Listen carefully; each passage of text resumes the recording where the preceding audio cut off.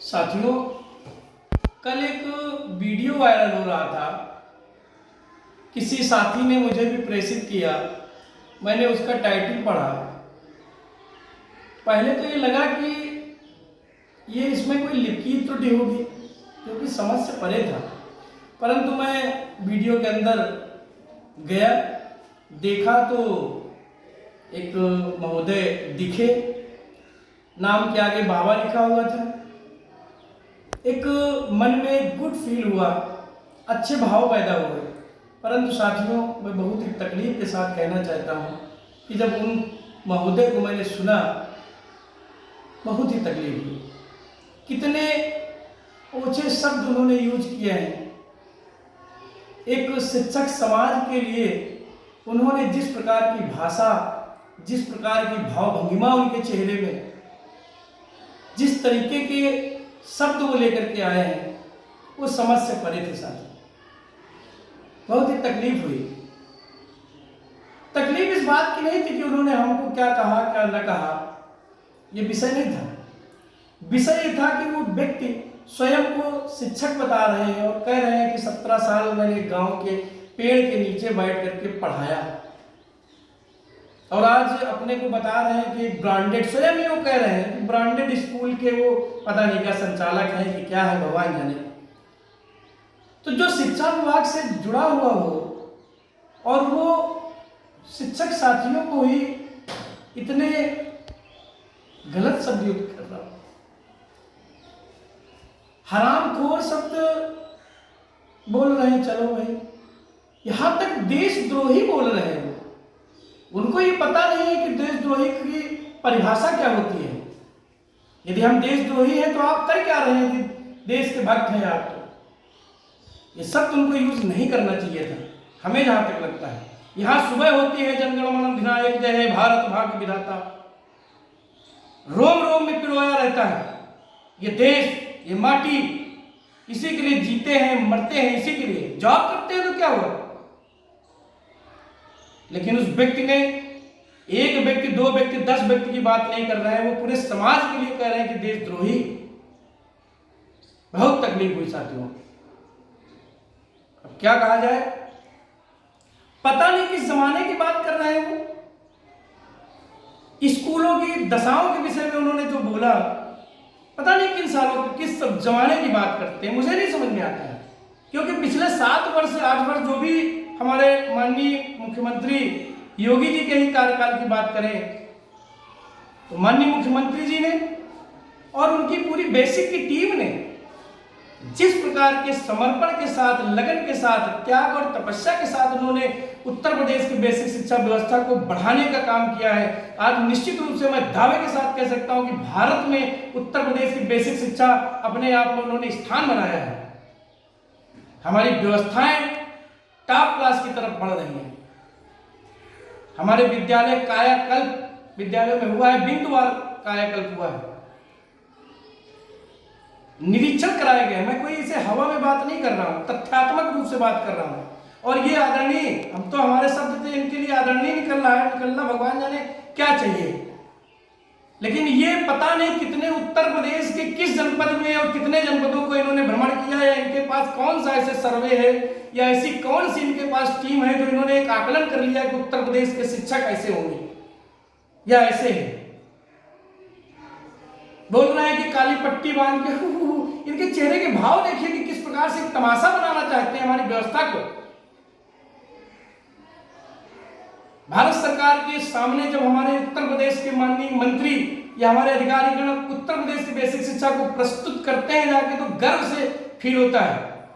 आज उत्तर प्रदेश अपना ये मुकाम बेसिक शिक्षा में बना रहा है। और ये किस जमाने की बात कर रहे हैं? इनसे कोई पूछने वाला है?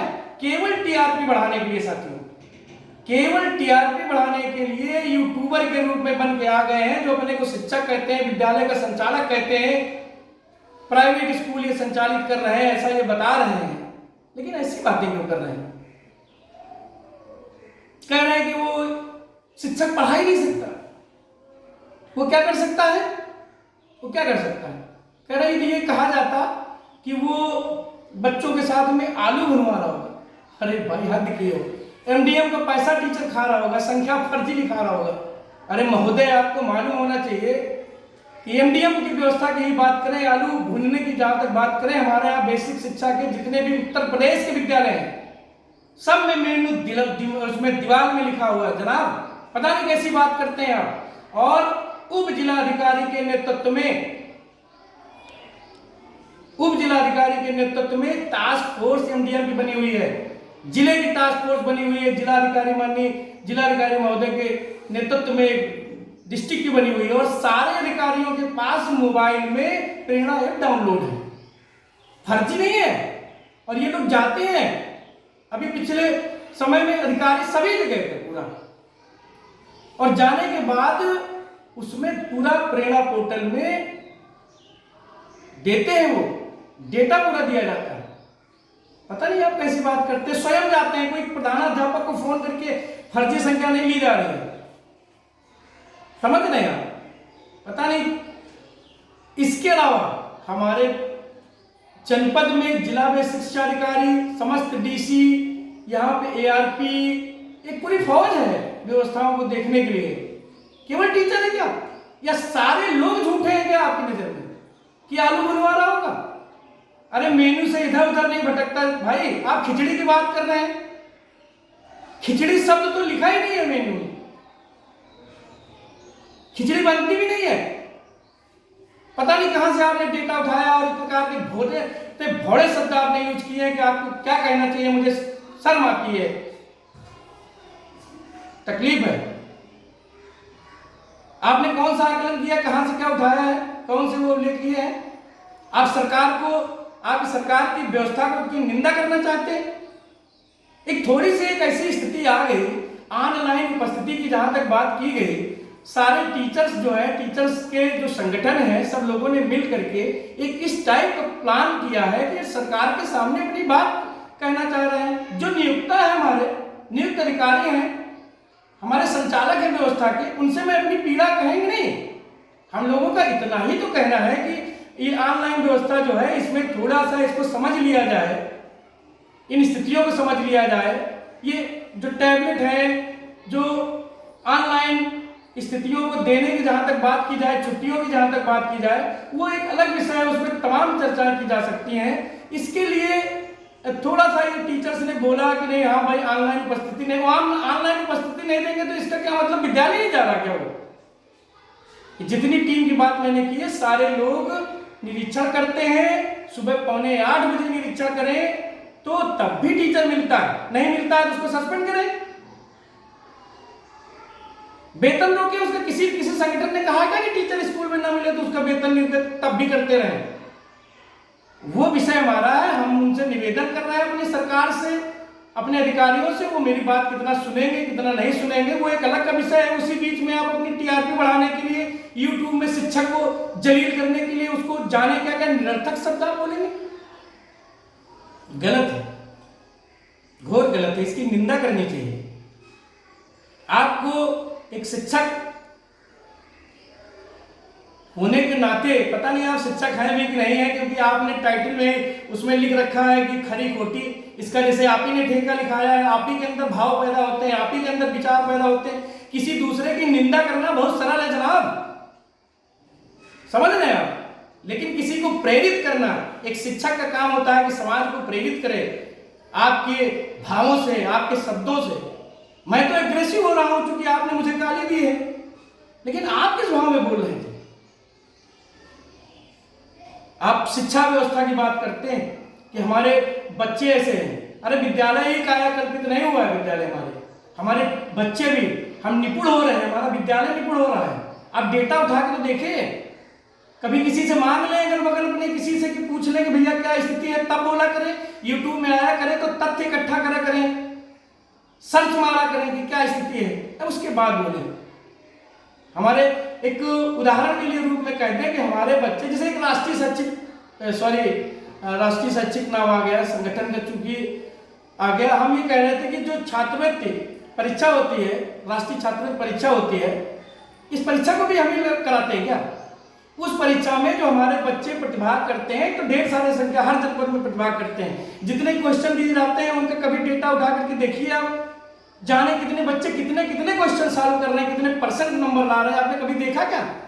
आप कह रहे हैं ABCD नहीं पढ़ पा रहे हैं, ऐसा बोल रहे हैं आप। कह रहे टीचर्स जो है संडे और उसकी स्पेलिंग नहीं बता पा रहे हैं। पता नहीं TT टेट और सीटेट को आप मजाक के रूप में बना रहे हैं।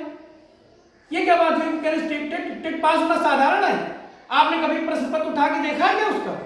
आप कह रहे टेट लोग नहीं मिलते हैं, डियास से मेरी बहस, डियास है जो भी नाम लिया आपने, कि उससे बहस हो जाती है कि टेट रखते हैं। इसका मतलब आप मानक में आप अपने टीचर्स को नहीं रखे हुए अपने विद्यालय में। कह रहे हैं टेट के लिए कोई किसी को 5,000 रुपया नहीं देना चाहिए, इतने बेकार होते हैं। इस प्रकार से आप सरीखे लोगों, आपके खिलाफ जांच कर दी जाए तो विद्यालय आपका मानक में नहीं पाया जाएगा, मुझे जहां तक लगता है। ये कौन सी बात है? टेट और सीटेट ये परीक्षा जो संस्थाएं हैं वो करा रहे हैं, उनकी आप निंदा कर रहे हैं और चेहरे के भाव ऐसे आ रहे हैं कि अब क्या बताएं। इस प्रकार से आप बात कर रहे हैं। कह रहे टीचर जो है वो विद्यालय में पढ़ा नहीं रहा होगा, वो पता नहीं क्या कह रहे हैं, मसाला या पान फूंक रहा होगा, थू कर रहा होगा, पता नहीं क्या ऐसा बोल रहे हैं। क्या है, इतने 5-6 लाख टीचर हैं, इतना बड़ा हमारा परिवार है, किसी एक आध की बात नहीं करता हूँ। आप सरीखा विकृत मानसिकता का होगा उसकी तो बात नहीं करता हूँ, लेकिन ये चीजें नहीं रह गई हैं महोदय। पता नहीं किस जमाने की आप बात कर रहे हैं। हमारी व्यवस्था, हमारे बच्चे निपुण हो रहे हैं, हमारा विद्यालय अच्छे हो रहे हैं हमारे। आप कभी किसी खेलकूद प्रतियोगिता में जाइए, बेसिक के बच्चों का प्रदर्शन देखिए, कोई कंपटीशन कराइए, आप अपने बच्चों को लाइए वहां पे। और एक चीज, आपके जाने कितने प्राइवेट स्कूल हैं, उनके संचालक और टीचर्स हम लोगों के साथी उठने बैठने वाले, हमारी कोई भेदभावना है क्या कोई कि आपस में युद्ध हो रहा है जिस तरीके से आप बात कर रहे हैं? लेकिन फिर भी मैं कहना चाहता हूं कि आपकी तरीके से कुछ सरकार की तरफ से व्यवस्था की गई है कि उन बच्चों का एडमिशन कराने के लिए जो गरीब बच्चे हैं उनकी फीस सरकार देती है, लेकिन आप लोग एडमिशन नहीं ले पा रहे होते हैं। जिलाधिकारी महोदय के नेतृत्व में पूरी टीम मेहनत करती है, जूझती है, कहती है। जिलाधिकारी महोदय जब डांट पड़ती है आपको, तब आप विवश होकर के एडमिशन लेते हैं, वो भी उन बच्चों को ढंग से। वो भी ऐसे गार्जियन होते हैं जिनके पास पैसे का अभाव होता है, लेकिन उनकी सोच तब अच्छी होती है, तभी वो जो है आगे बढ़ के वहां एडमिशन कराने जा रहे हैं। लेकिन मेरे स्कूल का मानक आपको पता है एडमिशन का? हमारे क्षेत्र में 6 से 14 वर्ष का बच्चा यदि है तो उसके मम्मी पापा को मैं नहीं देखता हूं कि वो कैसे हैं, उसके कलर को नहीं देखता हूं, उसके पहनावा इसको नहीं देखता हूं। मैं एडमिशन लेता हूं और सहज भाव से उन बच्चों को पढ़ाने का प्रयास करता हूं। आदरणीय समझ रहे हैं, मेरे विद्यालयों में दिव्यांग बच्चे भी पढ़ते हैं, वो भी अलग अलग प्रकार की जो है उनके अंदर दिव्यांगता, उसको लेकर के क्लास में हम लोग अपना काम कर रहे हैं। कभी भी कोई भी प्रतियोगिता होती है, साहित्य संगीत की प्रतियोगिता, आप हमारे केवल खेलकूद प्रतियोगिता में चले जाइए भाई। यदि आपके बच्चे मेरे बच्चों की बराबरी कर लें, उनके सामने खड़े हो जाए तो हम बात करना छोड़ देंगे। क्या बात करते हैं आप हम सरीखे लोगों को देशद्रोही कह रहे हैं। इसमें आप विचार करिए, इसके लिए सोचिए। इसकी हमारा समाज पूरा निंदा कर रहा है, इसके लिए आज हमको विवश होकर के अपनी बात कहनी पड़ी। और इसको यूट्यूब में डालेंगे, इसलिए डालेंगे कि शायद आपके कानों तक बात पहुंचे, क्योंकि ऐसे तो बात खत्म हो जाएगी। आपको हम बात कराना चाहते हैं, आपको पहुंचाना चाहते हैं अपनी बात। अब मुझे पता है कि अपनी टीआरपी बढ़ाने के लिए मेरी बात को लेते हुए कुछ न कुछ आप बोलेंगे और गंदा बोलेंगे आप, मुझे पता है, क्योंकि जो भरा हुआ है आप पे वही तो निकलेगा। आप जैसी बातें कर रहे हैं, मुझे थोड़ा सा, ये मेरा नेचर नहीं है, लेकिन आप जो शब्द यूज कर रहे हैं, चर्बी टीचर्स में क्या बात करते भाई, इस लहजे को धिक्कारते हैं हम लोग। यदि दूसरा कोई समाज होता, हम लोग शिक्षक हैं और संख्या हमारी पता है आपको, लेकिन हम चूंकि शिक्षक हैं, मर्यादा में रहना मेरी आदत है, अनुशासन में जीना मेरी आदत है। ये सारी चीजें मैं बच्चों को सिखाता हूं, समाज का निर्माण करता हूं। ये मेरी फैक्ट्री नहीं है पैसा कमाने की कि आप पेड़ के नीचे से आपने शुरू किया और आज इतने बड़े जो है आपने विद्यालय खड़ा कर दिया और संचालक हैं कि भगवान जाने राम जाने क्या है, यूट्यूबर भी हो गए, पूरे समाज का ठेका भी ले लिया है कमेंट करने का, बोलने का, खरी खोटी सुनाने का। किसने अधिकार दिया है आपको? खरी खोटी सुनाएंगे। खरी खोटी सुनाओ जब समझो उसको। चलिए अब हम क्या कहें, थोड़ा सा सुन के ही आपको आक्रोश आया है, यहां ब्लड है,